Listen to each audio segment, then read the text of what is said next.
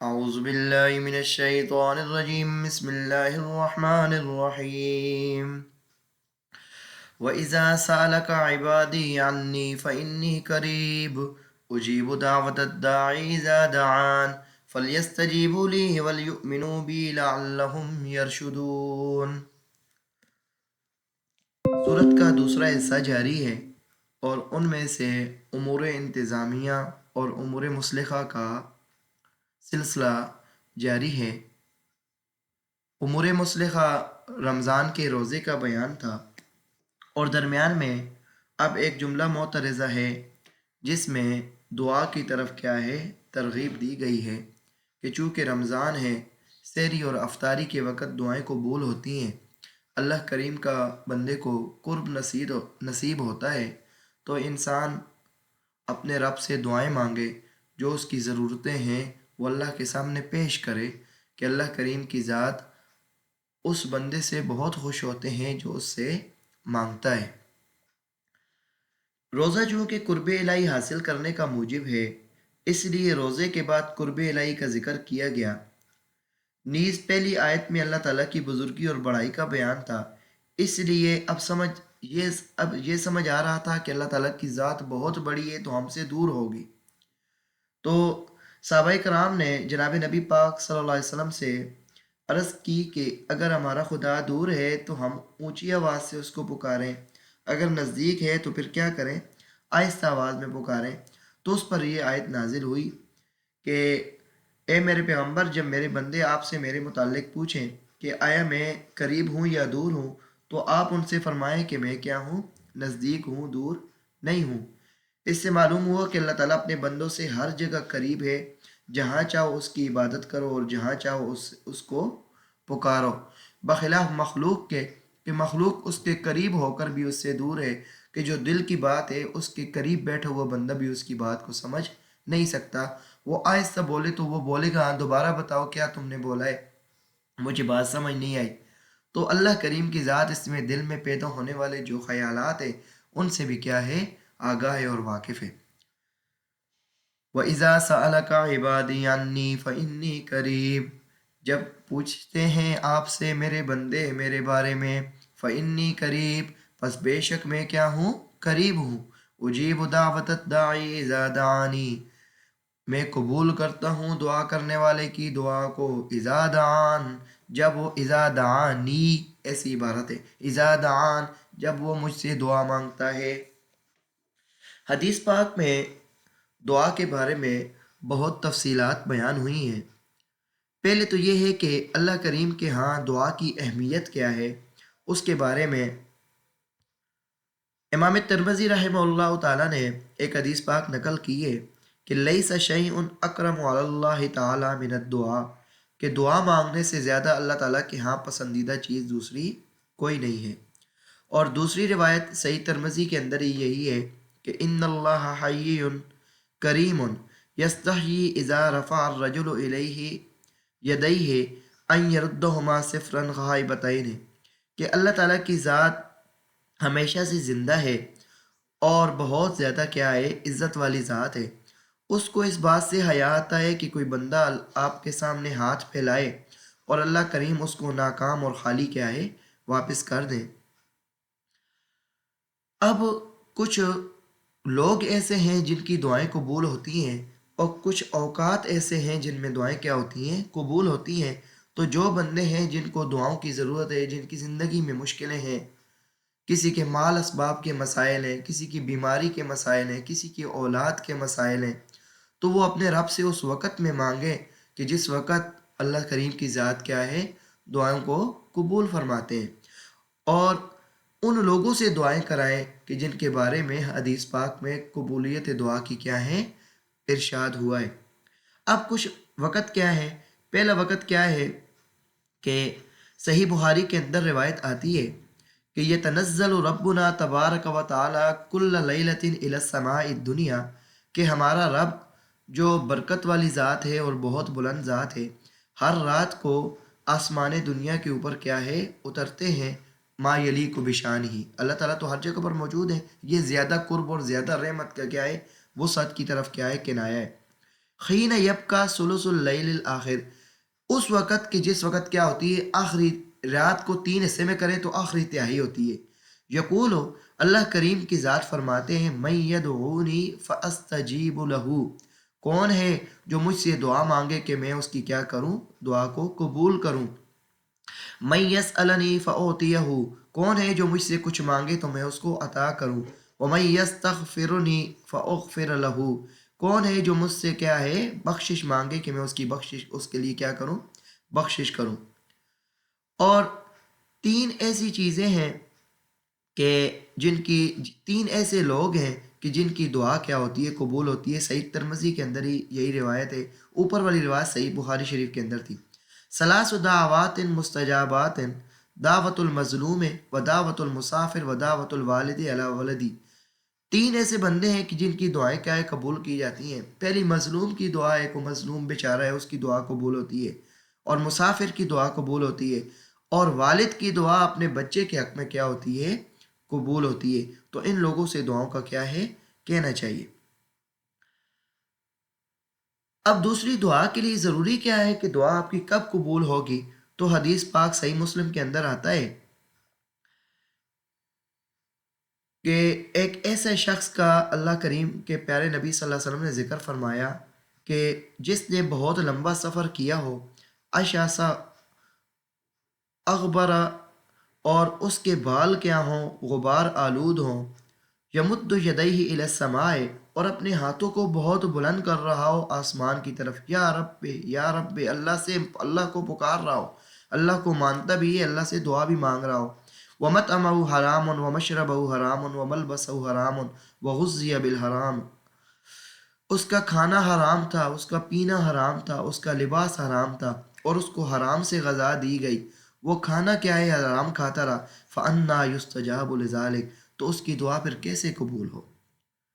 تو یہاں پر یہ بات بھی آ گئی کہ دعا کے قبول ہونے کے لیے آپ کا کپڑے بھی آپ نے حلال مال کے کیا ہے پہنے ہوئے ہوں، کھانا بھی آپ کا حلال ہو، پینا بھی آپ کا حلال ہو، اور آپ کے پیٹ میں ہر قسم کی غذا بھی کیا ہے، حلال جائے گی، تو انشاءاللہ آپ کی دعائیں کیا ہے، قبول ہوں گے۔ اب حدیث پاک کے اندر ہی یہ بات آتی ہے کہ دعا کی قبولیت کی شکلیں کیا ہیں۔ تو حدیث پاک میں آتا ہے صحیح ترغیب کے اندر، ما من مسلم یدہو بدعوت لیس فیہا اسم ولا قطعیت ولا قطیعت رحم الا آتاہ بہا احدی ثلاث، کہ کوئی مسلمان ایسی دعا کرتا ہے کہ جس دعا میں کسی گناہ کا یا قطع رحمی کا ذکر نہ ہو، یعنی ایسی دعا نہ کرے کہ فلاں برباد ہو جائے، تو اللہ کریم تین میں سے اس کو ایک صورت کیا ہے، عطا فرماتے ہیں۔ یا تو یہ ہے کہ اما ان یعجل لہ دعوتہ، یا تو اس کی دعا کیا ہے، جلدی قبول ہو جاتی ہے، و اما ان یدخرھا لہ فی الآخرہ، یا اس دعا کے بدلے میں اس کے لیے آخرت میں کیا ہے، ذخیرہ بن جاتا ہے، و اما ان یصرف عنہ من السوء مثلھا، تو یا اس سے اس کے بدلے میں جو دعائیں کر رہا ہے اس کے بدلے میں کوئی آئی ہوئی مصیبت کیا ہے، ٹل جاتی ہے۔ تو قالوا، صحابہ کرام کہنے لگے، اذن نکسرو، قال اللہ اکثر، تو صحابہ کرام نے فرمایا تو اب تو ہم کیا ہے، دعائیں زیادہ کریں گے، کہ دعاؤں سے تو ہمارے مسائل حل ہوں گے، دنیا کے بھی آخرت کے بھی، اور مصیبتیں بھی ٹلیں گی۔ اور اللہ کریم کے پیارے نبی صلی اللہ علیہ وسلم نے فرمایا ہے، تم اگر زیادہ مانگو گے تو اللہ تعالیٰ بھی زیادہ کیا ہے، بخشنے والا ہے، زیادہ عطا کرنے والا ہے۔ اجیب دعوت الداعی اذا دعان، میں قبول کرتا ہوں، اللہ کریم کی ذات فرما رہے ہیں، دعوت الداعی، مانگنے والے کی دعا کو، اذا دعان، جب وہ مجھ سے مانگتا ہے، فَلْيَسْتَجِيبُوا لِي وَلْيُؤْمِنُوا بِي لَعَلَّهُمْ يَرْشُدُونَ، اب میں اس کی دعاؤں کو قبول کروں گا، پس وہ بھی کیا کرے، میرے حکموں کو کیا ہے، قبول کرے۔ یعنی تفسیر مدارک میں فَلْيَسْتَجِيبُوا لِي إِذَا دَعَوْتُهُمْ لِلْإِيمَانِ وَالطَّاعَةِ كَمَا أَنِّي أُجِيبُهُمْ إِذَا دَعَوْنِي لِحَوَائِجِهِمْ، پس چاہیے کہ وہ بھی کیا کرے، جب میں اس کو ایمان کی طرف بلاتا ہوں تو، اور اطاعت کی طرف، تو وہ میرے اس دعوت کو کیا ہے، قبول کرے، جس طرح میں اس کی دعوت کو قبول، اس کی دعا کو قبول کرتا ہوں جب وہ اپنی حاجات کے لیے مجھے پکارتا ہے۔ وَلْيُؤْمِنُوا بِي لَعَلَّهُمْ يَرْشُدُونَ، وَلْيُؤْمِنُوا بِي، اور اس کا ایمان میرے ساتھ خالص ہو، کہ اس میں ملاوٹ نہ ہو، کہ میرے ساتھ کسی اور کو برابر نہ مانے۔ اے امر بالثبات والمداومۃ علی الایمان، کہ اس کا ایمان دائمی ہو، کبھی اس کے ایمان میں کوئی کھوٹ نہ آئے۔ لعلہم یرشدون، تاکہ اس کے اوپر، تاکہ تمہارے اوپر شکر تو تاکہ تم شکر گزار بن جاؤ، رشد و ہدایت کے دروازے تمہارے اوپر کھل جائیں اور دین و دنیا کی مصالح کو سمجھ سکو۔ ایہتدون لمصالح دینہم و دنیاہم۔ احل لکم لیلۃ الصیام الرفث الی نسائکم ہن لباس لکم وانتم لباس لہن علم اللہ انکم کنتم تختانون انفسکم فتاب علیکم وعفا عنکم۔ حلال کر دیے گئے تمہارے لیے روزوں کی رات، رمضان کی راتوں میں، الرفث، اپنے گھر والوں کے ساتھ بے حجاب ہونے کو، الی نسائکم، اپنی بیویوں کے ساتھ، ہن لباس لکم، وہ تمہارے لیے لباس ہے، وانتم لباس لہن، اور تم ان کے لیے لباس ہو۔ ابتداً رمضان کے روزوں کے اندر اتنی سی اجازت تھی کہ جتنی دیر آپ جاگ رہے ہو کیا ہے، کھا پی سکتے ہو، فائدہ اٹھا سکتے ہو، لیکن جب سو جاؤ تو اس کے بعد فائدہ نہیں اٹھا سکتے۔ تو تفسیر ابن کثیر کے اندر ایک حوالہ ہے، ایک واقعہ ہے کہ حضرت قیس بن سرمہ انصاری رضی اللہ تعالیٰ عنہ دن بھر مزدوری کر کے افطار کے وقت گھر پہنچے تو گھر میں کھانے کے لیے کچھ نہ تھا۔ بیوی نے کہا کہ میں کہیں سے کچھ انتظام کر کے لاتی ہوں۔ جب وہ واپس آئی تو دن بھر کی تھکان کی وجہ سے ان کی آنکھ لگ گئی۔ اب بیدار ہوئے تو کھانا حرام ہو چکا تھا۔ اگلے دن اس طرح روزہ رکھا، دوپہر کو ذوف کی وجہ سے کیا ہو گئے، بے ہوش ہو گئے۔ تو اس پر یہ آیت اتری کہ اب تم نے کیا کرنا ہے، شام کی اذان سے لے کر صبح کی اذان تک تم کیا ہے، سارے کام کر سکتے ہو جو جو تمہارے لیے کیا ہیں، حلال ہیں۔ احل لکم لیلۃ الصیام الرفث الی نسائکم، یعنی تم کیا ہے، کھانے پینے کے علاوہ اپنے بیوی کے قریب اولاد کی تلاش کے لیے بھی تم جا سکتے ہو۔ ہن لباس لکم وانتم لباس لہن۔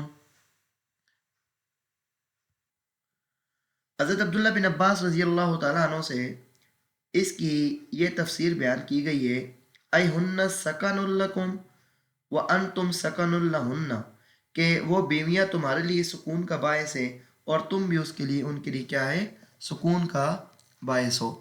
علم اللہ انکم کنتم تختانون انفسکم فتاب علیکم وعفا عنکم، اللہ تعالیٰ کو معلوم ہے کہ بے شک تم اپنی جانوں پر خیانت کر دو گے۔ فتاب علیکم، تو تمہارے اوپر اللہ تعالیٰ نے نرمی فرما دی، توبہ تمہاری قبول فرما دی، وعفا عنکم، اور تمہیں کیا ہے، معاف فرما دیا۔ یعنی اگر یہ حکم، تختانون مضارع کا صیغہ ہے اور مضارع کے اندر کیا ہے، حال اور استقبال کا زمانہ ہوتا ہے، تو اللہ تعالیٰ کو معلوم ہے کہ اگر یہ حکم باقی رہا تو اس کے اندر کیا ہے، تم اپنی جانوں پر کیا ہے، خیانت کر دو گے، تم سے گناہ کیا ہے، سرزد نہ ہو جائے۔ تو اللہ تعالیٰ نے حکم میں نرمی فرما کر تمہارے اوپر کیا کر دی، رحم فرما دی۔ اور کچھ مفسرین کرام فرماتے ہیں کہ کچھ کمی ہوئی ہے تو اس کے باعث کیا ہے، حکم میں تبدیلی ہوئی ہے، تو جو کمی ہوئی ہے اللہ کریم نے وہ کیا ہے، معاف فرما دی۔ فالآن باشروہن وابتغوا ما کتب اللہ لکم، پس اب تم باشروہن، ان سے مباشرت کر لو، وابتغوا، اور تلاش کرو وہ جو اللہ کریم نے تمہارے لیے لکھ دیا ہے، یعنی اپنے بیویوں کے قریب جاؤ اولاد حاصل کرنے کے لیے۔ وَكُلُوا وَاشْرَبُوا، اور کھاؤ اور پیو، حَتَّى يَتَبَيَّنَ لَكُمُ الْخَيْطُ الْأَبْيَضُ، یہاں تک کہ سفید دھاگا واضح ہو جائے کالے دھاگے سے، من الفجر، یعنی فجر۔ اب رات کے وقت ایک تاریکی کی لائن ہوتی ہے، تو تاریکی کی لائن سے سفید لائن جو ہے صبح کی، وہ جدا جب ہوتی ہے تو اس وقت تو تم کیا ہے، کھا سکتے ہو۔ تو یہ روزے کی ابتدا کا بیان ہے کہ جب بالکل صبح سحری کے وقت سفید لائن کیا ہے، صبح کے وقت کیا ہے، واضح ہو جائے، تو اس وقت سے تم نے کیا کرنا ہے، روزہ رکھنا ہے۔ اب یہاں سے حدیث پاک کے اندر بھی اس کی کیا ہے، وضاحت ملتی ہے کہ ایک حدیث میں رسول کریم صلی اللہ علیہ وسلم نے ارشاد فرمایا کہ حضرت بلال کی اذان تمہیں سحری کھانے سے مانے نہ ہونی چاہیے، کیونکہ وہ کیا ہے، سحری تہجد کے لیے اذان دیتے تھے، کیونکہ وہ رات سے اذان دے دیتے ہیں، اس لیے تم بلال کی اذان سن کر بھی اس وقت تک کھاتے پیتے رہو جب تک حضرت عبداللہ بن ام مکتوم رضی اللہ تعالیٰ عنہ کی اذان نہ سنو، اس وقت تم کیا ہے، رک جاؤ، اللہ تعالیٰ کمی بیشی معاف کرے، کیونکہ وہ ٹھیک طلوع صبح صادق پر کیا کرتے ہیں، اذان دیتے ہیں۔ تو بلال کی اذان کیا ہے، جب ہو تو تم کھاتے پیتے رہو، جب عبداللہ بن ام مکتوم کی کیا ہے، اذان ہو جائے تو پھر کیا ہے، تم کھانے سے رک جاؤ۔ ثم اتموا الصیام الی اللیل، پھر تم روزے کو پورا کرو رات تک، یہ رات کا جو وقت شروع ہے مغرب کا، مغرب کی جب اذان کا وقت ہے، غروب آفتاب ہو جائے تو اس وقت تک کیا ہے تم نے کیا کرنا ہے، روزے کو کیا ہے برقرار رکھنا ہے۔ آیت کے اگلے حصے کے اندر انشاءاللہ اعتکاف کا مسئلہ بیان ہوگا۔ اللہ کریم عمل کرنے کی توفیق عطا فرمائے۔ وآخر دعوانا الحمدللہ رب العالمین۔